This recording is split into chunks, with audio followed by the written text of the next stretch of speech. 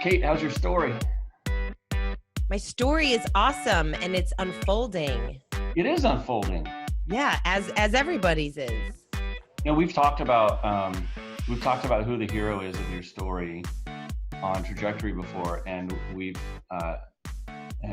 turned a new leaf in Trajectory where we've run out of things for Kyle to talk about by himself. And Impossible.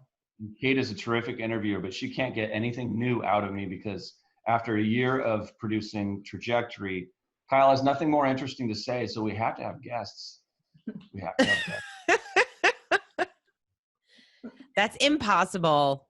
I'm just collecting guests for Kate to interview, and then I'm gonna have coffee, and I'm gonna watch because Kate and I have somebody who keeps coming up in all of our conversations. Victoria Payne is here with us, and she is waving, and she is a certified StoryBrand guide. She is the founder of Boxcar Writing Labs, and Victoria, before we bring you in, Kate, let me just tell you a quick story about how story just keeps on coming up. I was chatting with a client of mine from about 6 years ago, and a current client, both in the same week, and we were talking about how people buy things after people read words that convince them to buy things. And so many businesses and individuals who are solopreneurs perhaps are working on their marketing to the point where they'll invest in their website, they'll invest in awesome photography, and these are all so worthwhile until you realize that those things might be covering up the bigger problem, and that is maybe you don't have a funnel, maybe you don't have a conversation with your ideal or bread and butter client that moves them through the process. And what I love about the StoryBrand methodology and what Donald Miller has done is he has reverse engineered all of it, and makes so much sense if you view your own business and your own life as a movie, a story, a book. At this point, Victoria is wondering, why am I here? What am I doing here? No, I was getting a little lost because I was thinking about my superhero avatar is Rey from Star Wars. And I was thinking she doesn't have a cape, but she has a lightsaber. So yeah. She can do things without the lightsaber, but she's better with the lightsaber.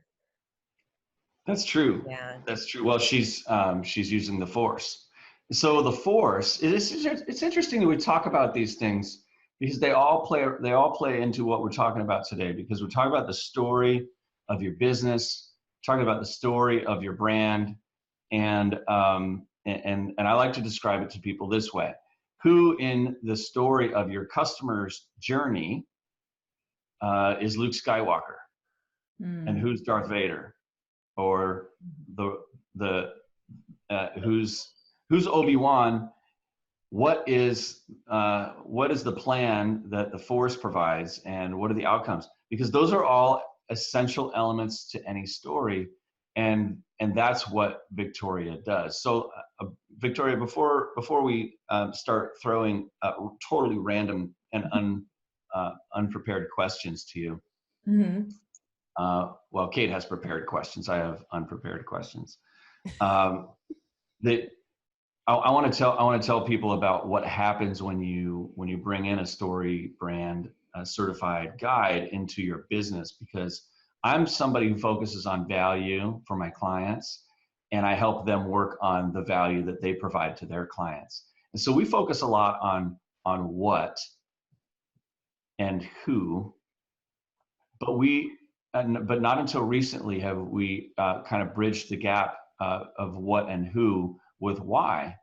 And why is really kind of the crash at the beginning of the story. And so as I'm talking to my clients about telling their own client story, I start off with, who's the hero in your marketing? And so many of them say, well, we are the story. And I said, and that's the problem. So Victoria, tell us a little bit about how you approach the hero when you're creating the words that help people to sell things after they read those words. Tell us a little bit about your approach with people, whether individual, or you can talk about college-bound seniors who you work with. You can talk about businesses that you work with. Mm-hmm. Yeah. So I have a little bit of a different approach because of the world that I come from. So I started out my career as an English professor, and at first I thought that's great because that's the study of story. You know, you're studying story, you have to reverse engineer stories in order to teach it back to other people. And but what I didn't understand in academia is that I would mainly be teaching writing. So I thought, you know, I'd be teaching like Shakespeare and novels.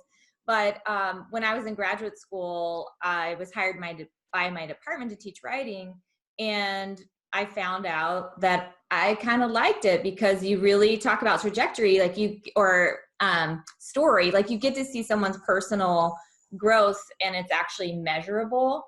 I see what you did there. when you teach somebody how to write. So when you teach someone how to write, it's kind of similar to working with a business because they can't write anything that they don't know. So, and that's actually a real problem in the world of writing, especially when you're trying to help somebody get better or get to the point, is they're trying to do the thing. So like if it's a website, somebody's like just trying to put words on it because that's what words are, you know, headlines are words, but they're not really in touch with their actual message or what they really think. So my approach is a little different. So if a business were to say to me, like, who do you think is or if I were to ask, who do you think is the hero of their story? And they would go, well, I think we are. I probably would say, oh, tell me about that, because because it is sort of true that you're seeing your growth and trajectory as a business is kind of the starting point for how to create a story that's going to attract your customers. It just doesn't look like what people think it does. They think then, okay, if I'm the hero of this story, then I just need to talk about myself. Well, the way I see it is if you're the hero of the story, then you've gone on the journey already and you have arrived with this wisdom that heroes get when they set out and go on a journey.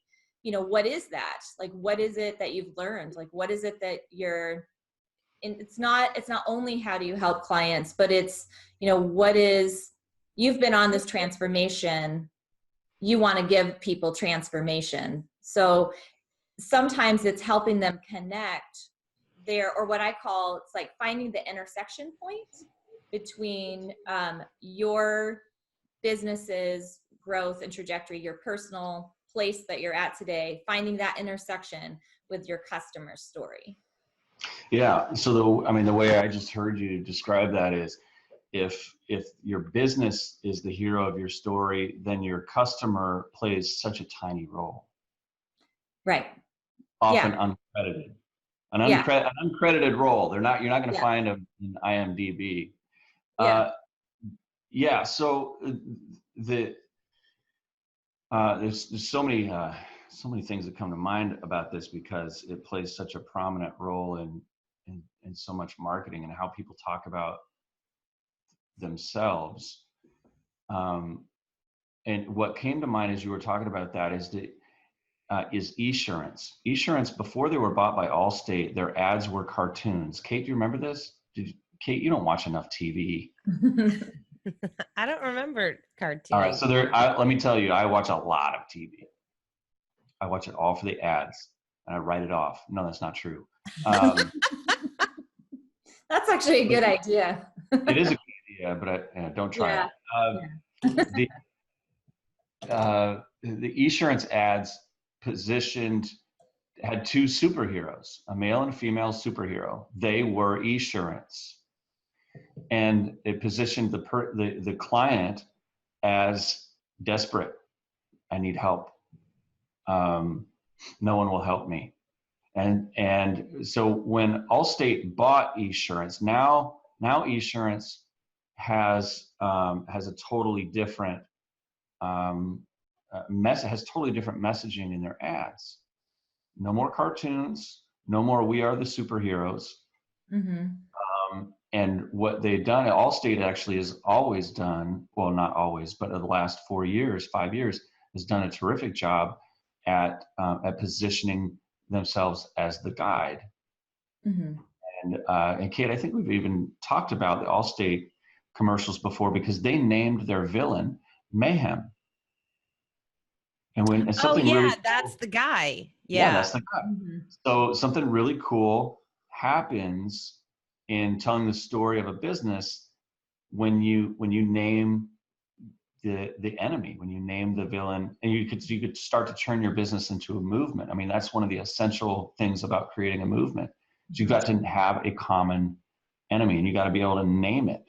Mm-hmm. So, Kate, for you and Floyd Consulting, your clients have an enemy, and you're able to identify it in your marketing, right? They want to build a better culture. You're able to talk about all these things that are anti-culture, that stand in their way. And what do you think, Kate? Yeah, and it's funny because we one of the guys on my team, we're always looking at the book. We're always picking up StoryBrand, always to be like we have this conversation all the time. I'm like, no, we're not, it's not clear enough what the villain is, the pain of that villain. It's not clear enough.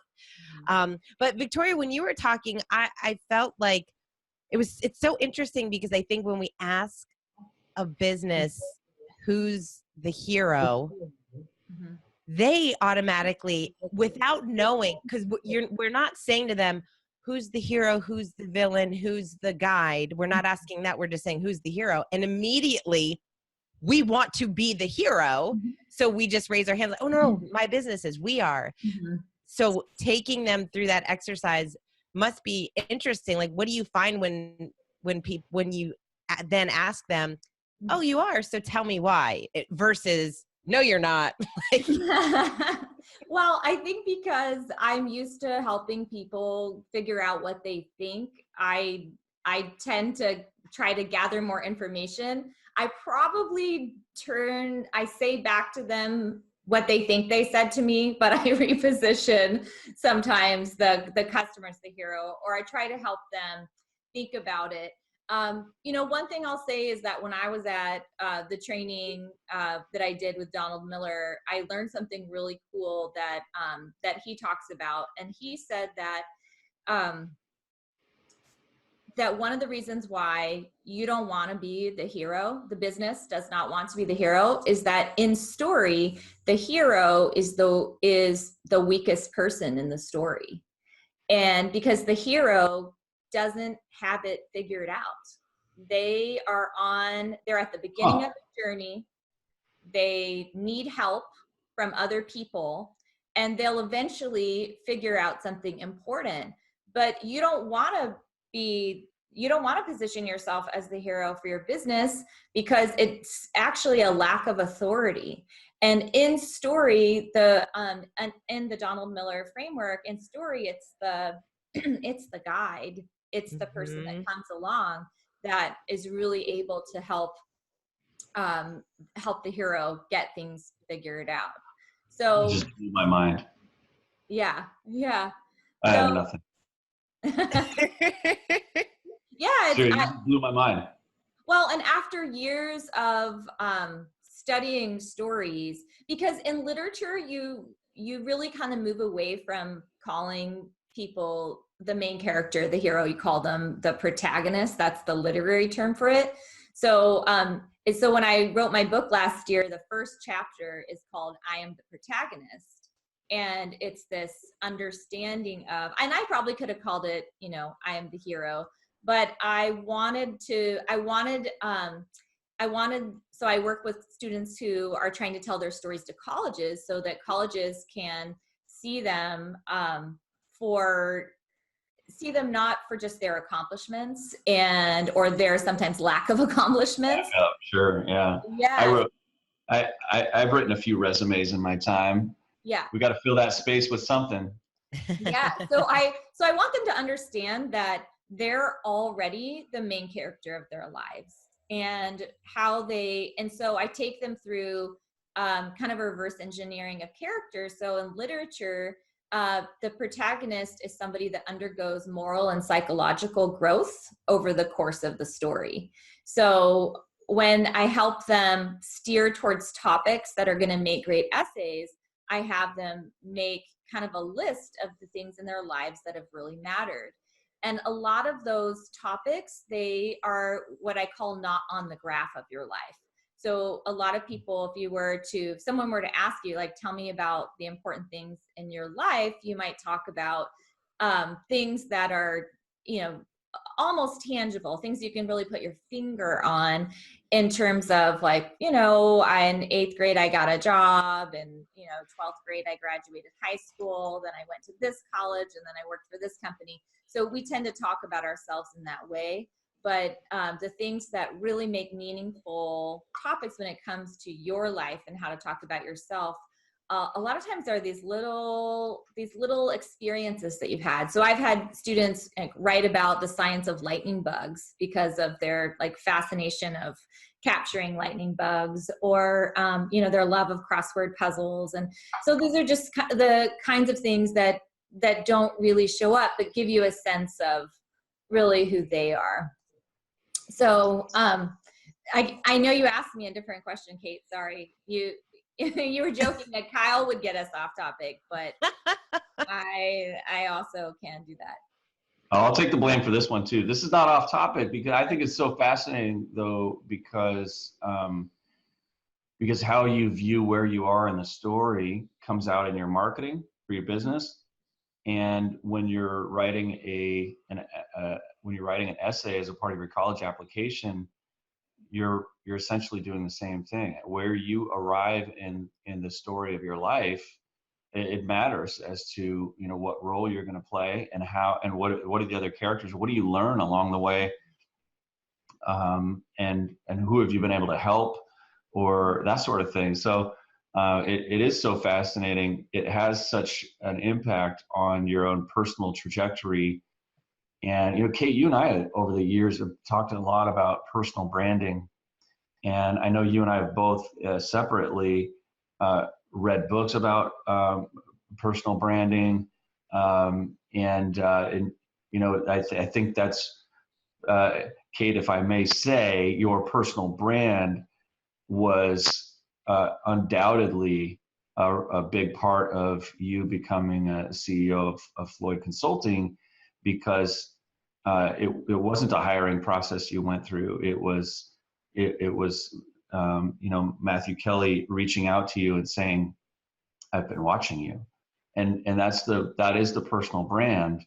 That's what it does for you. That's what it does for it. It creates more opportunities. It allows you to stand out from the crowd. And Victoria, it sounds like that's what you helped college-bound high school seniors to do, and now you're doing it in businesses too. Mm-hmm. Yeah, I would add a little bit to that, because so with StoryBrand, which really blew my mind, because I had this not really a different way of thinking about story, but I was thinking about the person telling the story as the main character. But StoryBrand, they want businesses to very quickly get to the answers. They want them to, be able to speak their customers' language, be able to create marketing that is really customer centric. But I believe in something that I'm really able to help people do, is to figure out the answers that come before that. And that's pretty significant, because and this is what I see over and over, when people understand the trajectory of their story, or if they have their story told back to them, it's really powerful. And it's there's some theories around it, and it's called narrative theory, but there's other theories that come from the world of psychology that talk about having a coherent life narrative. So if you know your story, and I know this has happened for you before, Kyle, when you kind of got really clear on the chamber's or the mission that you feel that you have in the work that you do. When you have a real understanding of that, that kind of getting back to the superhero metaphor, that is like a superpower, because now that can really guide you in working with your ideal clients, and attracting, or like you like to say, attracting and repelling, you know, people that that aren't really those that are the right fit and those that aren't. So there's a lot of power in understanding your story. I understand that power is as very helpful to create marketing that is really going to help you attract. And that's where this tricky part comes. And this is where a lot of businesses make the mistake. It's like, okay, I understand my story now, so that's really powerful. I'm going to go onto my website and I'm going to talk about me.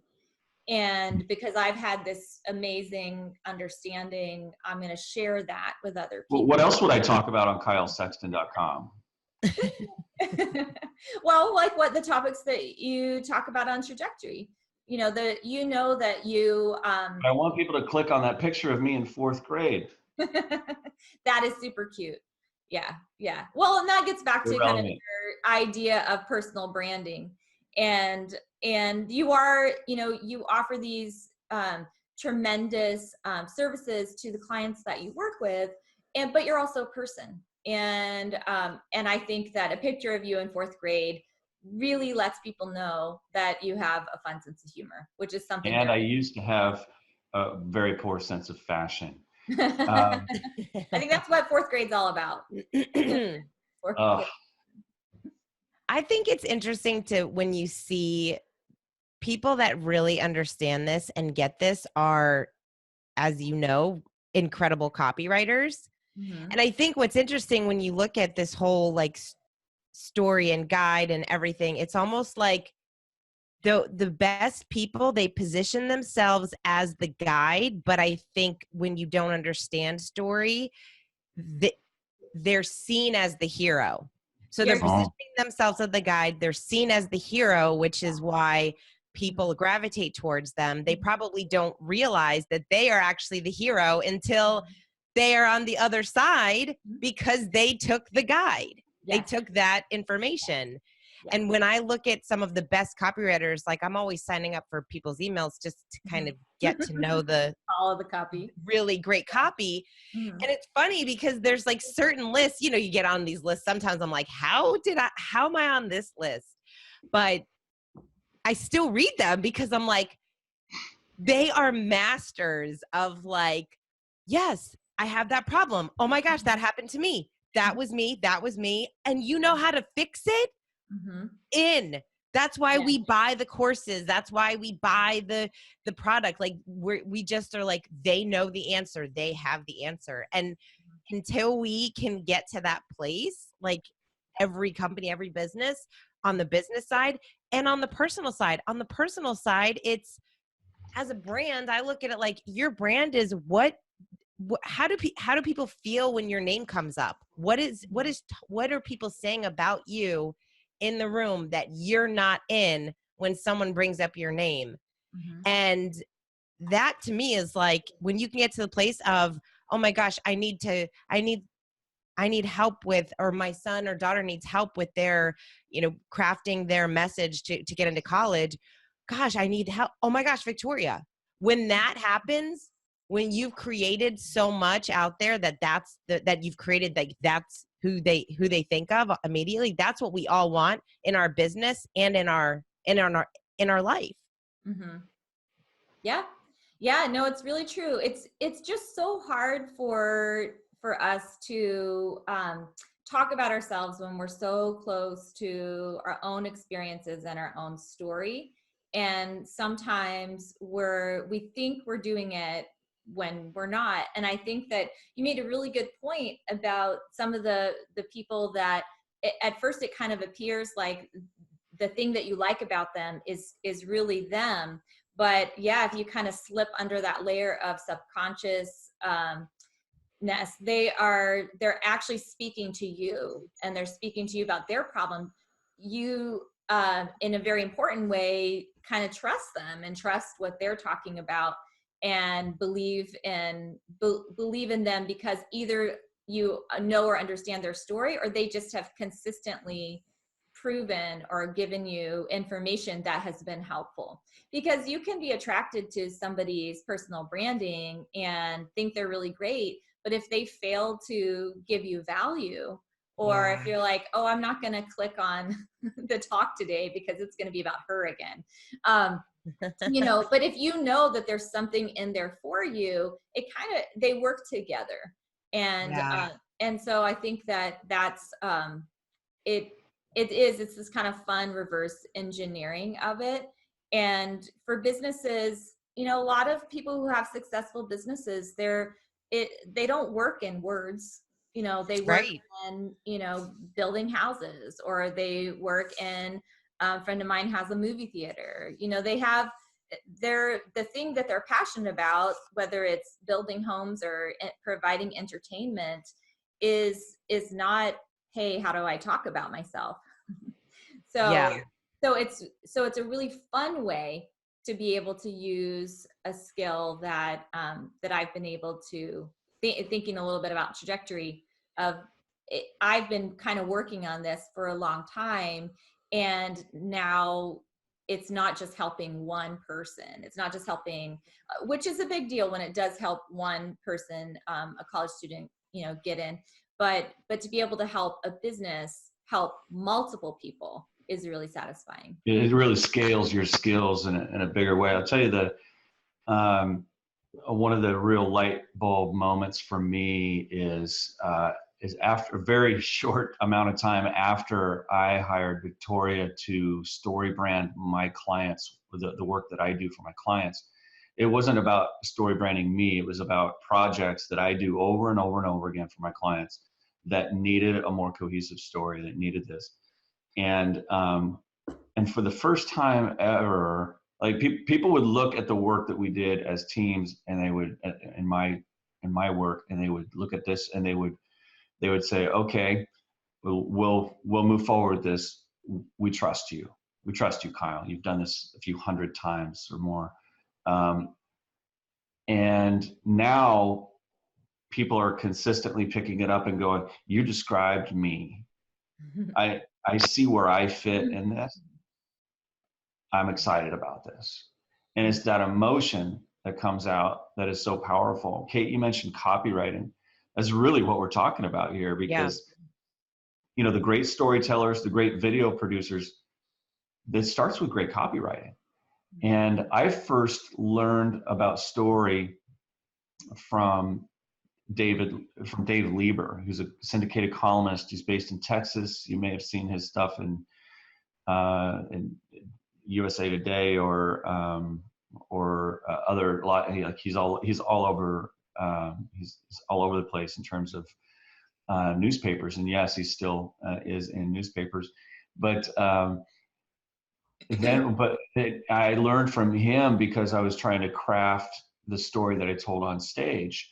And in getting more familiar with the formula that Dave Lieber promotes, I was introduced to Ray Edwards. And Ray Edwards has an acronym called PASTOR. And the way he describes copywriting is P is for problem, and A is for amplify. So you've got to really identify the problem that your ideal clients, your bread and butter clients, what they have. And Kate, did we lose you? We're going to keep going. Oh yeah. So then you got to amplify the problem or agitate it. You really got to dive into it a lot more. And S is for story and solution. So you've got to incorporate the problem and amplify it through a story. T is for transformation, and that's what people want to invest in. It's not your stuff, it's not your benefits. People are investing in a transformation. In my world, they're investing either in a transformation, either in their business or their community. And that's how I identify if they're transactional or if they are, or if they're aspirational, if they want to if they want to, if they're going to be aspirational, they want to invest in their community. So that's just with my own Chamber of Commerce clients. So the T in pastor is what they want to invest in. And when you get them to that point, the O is the offer. Mm-hmm. And that satisfies the fact that you identified their problem, they felt comfortable with you, you amplified it, you told a story, you offered a transformation, and here's the offer, how we can do business. And the R is the response. So that story arch that he talked about is so visual for me, because I got to see him on stage and talk about this from a copywriting standpoint. I don't think there's anybody in the world who's done a better job at promoting and teaching about effective copywriting than Ray Edwards. He's been part of so many multi-million-dollar product launches. He's the guy, you know, the guy that people bring in when they do a film, and he was the voice, you know, from a land far away. So that guy who comes in and for $60,000, you put him in a studio for an hour. Like, this is what Ray Edwards does for products. And Ray Edwards is who taught the StoryBrand guides copywriting. So he's the one that really kind of came over and worked with Donald Miller to make sure that, you know, there was this understanding of message and how important that is, but also the words themselves and how to, you know, cut that to the quick. One thing I was thinking of when you're talking about the Ray Edwards framework is that if you ask a business, because you were saying, like, sometimes you ask your clients, you know, who's the hero, and that's one of the questions. But if you ask a business, you know, what services do you provide? That's a pretty easy answer. That's like one of the easiest answers you can, or questions you can ask them, make them feel good, like, okay, I got this. But if you ask them about what transformation they provide, then they get a little stumped. But when they can articulate that, then that feels really good, because it's this reminder that, okay, I have services, but people start at one place with me and they finish somewhere else. And if you can figure out what that emotional desire or that emotional benefit is for your client from the transformation, you can kind of reverse engineer it back from there and figure out, like, what is it that your customers really want? They want that thing that they get at the end. And a lot of businesses, they're already doing this. This is why, you know, when you think of personal branding, this is why people are already flocking to them. That's why they're talking about them. That's why it's your name that comes up. But they're not in their copy articulating that. So if they have somebody new that comes to them that's outside of this bubble where everybody knows who you are, then all they have is your website and your words to take that next step with you. The final question belongs to you. What? I put you on the spot. Last question belongs to you. Oh, last question. I was like, what are you talking about? Oh my gosh, the last question belongs to me. I mean, I feel like this topic we could go on and on for forever about. Yeah. So I would ask, for those who are listening, they're like, okay, I get it. My website probably could use some work on the copy side. What are some ways for someone to say, okay, Victoria, I'm going to look on my website. What do I need to do? Like, what's a good like exercise to see, am I positioning myself as the hero or the guide? Yeah, those are great questions. So, I mean, my first advice would be to go through the StoryBrand, I think it's the 5-minute marketing makeover. And because this is exactly what Donald Miller does, is he walks people through, like, let's take a look at your website and let's talk about exactly what needs to be there. But if you wanted to do a website audit for your own site, you know, one of the very easy things, it's actually something I recently just did for my business, is looking at, and this isn't the copy yet, but looking at the images. And if it's an image of you and nobody else, then, you know, arguably you're positioning yourself as the hero. Guilty. I was gonna say, uh-oh. So I had the same thing going on where, you know, I had these, I have this great photographer and she did these beautiful headshots of me, and I had really needed one for my book. So I needed sort of a hero image for sure. But then I was also using them on my website because it's like, wow, here's this great picture of me. Now you get to see what I look like when I'm modeling. And yeah, don't expect this if we work together. But so that's the image that I had. And one of the things that I learned is you actually want to use an image of yourself doing the work that you do.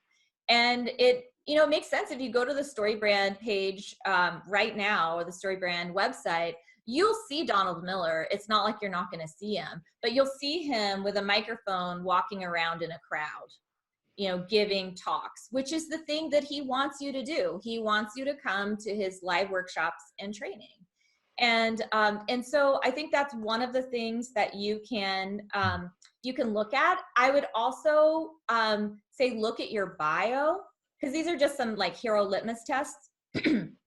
But look at your bio, and if your bio is about your personal story and trajectory, and which has always been how I have thought of bios, because you're kind of talking about your credentials, you're talking about, you know, your experience, and you're building your case for being an authority. I would say ask yourself the question, what is it in my bio that is talking about my customer's problem? You probably haven't articulated it yet, but then like, what would happen if I rewrote the bio towards my customer's problem, but I was still talking about myself? So it looks a little different. And I think those two things are things that you can really specifically do in terms of, you know, making sure you have a headline, making sure you have a direct call to action. These are all some of the things that Donald Miller will cover. And I think that training is really great. But those are my two little hacks. Cool. That's awesome. Love it. I'm going to go do an audit on my own website. In fact, I already started it, and I started whiteboarding my website according to that exact advice. It's hard because, you know, there's, and on the back end of the website, there's, you know, this slider image that goes on your homepage, and they call it the hero image. Like, insert your hero image here. And well, who else would I put in there other than me? So that's so helpful, though. And I'm now going to go look in my not so vast portfolio of images and find one. Actually, I know of a few that my clients take, they send to me. So I'm going to see if any of those can be in there, because it really does better encapsulate what I do.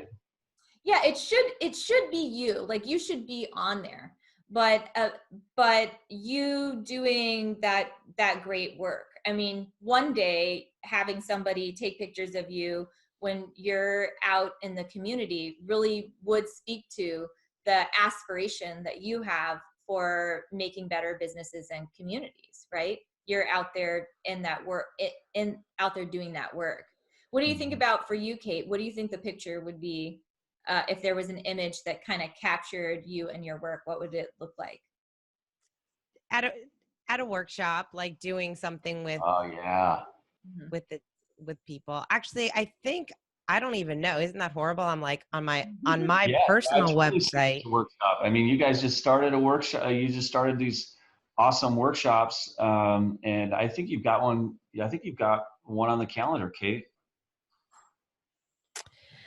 Yeah, we do. We actually have a couple things coming up, and So let's hire a photographer. actually, Let's get that. You know what?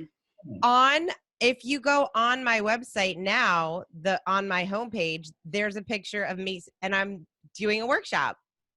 Great. Yeah. See, you're already doing it. See, Victoria has now, she's taken over, Kate, and she's now the host, and she's turning this into a sales session. I can see this Right? So the call to action is to take a look at your own website, which is what a lot of people are looking at first when they're considering your services. Take a look at your own website. Once people land on you, identify, have you positioned yourself as the guide or as something else? And if you're not talking about the problem, you're not educating the problem, you're not talking to them about the solution or the story, you're not telling any stories, take them through that. Go just type in Ray Edwards Pastor, Pastor, copywriting, and you'll come up with Ray Edwards, the formula that guides you and your client through the process that Victoria is exactly talking about. Of course, Victoria, they can find you at boxcarwritinglabs.com for if they have a college-bound high school senior, or they've got or if they're rewriting their own, if you're re-entering the workforce and want to tell a different story, if they are working on their business and need new copy for their website, those are all things that you do. I'm super excited to have you on Trajectory. Finally, we've been talking about the work that you do and how much it matters in marketing. People buy things after they read things that convince them to buy something. So the words really do matter. So Kate Bowman, until next time, get trajected.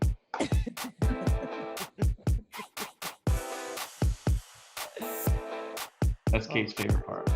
It is my favorite. I like it. Hey, thanks for listening. If we could, we'd reach over and give you a big hug. But since we can't, before you go, can we ask you a favor? In order for us to create shows you can't wait to listen to, we need your feedback. So please head over to iTunes and leave us a review. It'll only take a minute, but it will mean the world to us, especially if you decide to give us 5 stars.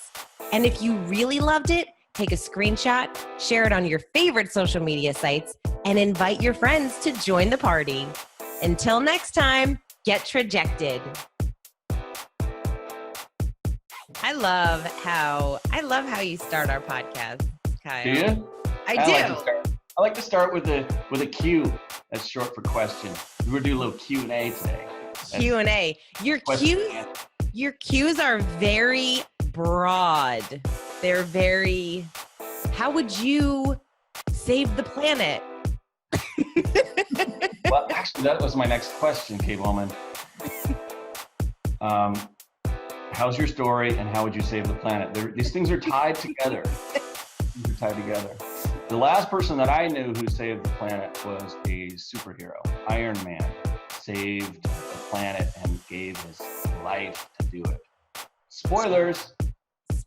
You know, I've never watched those movies.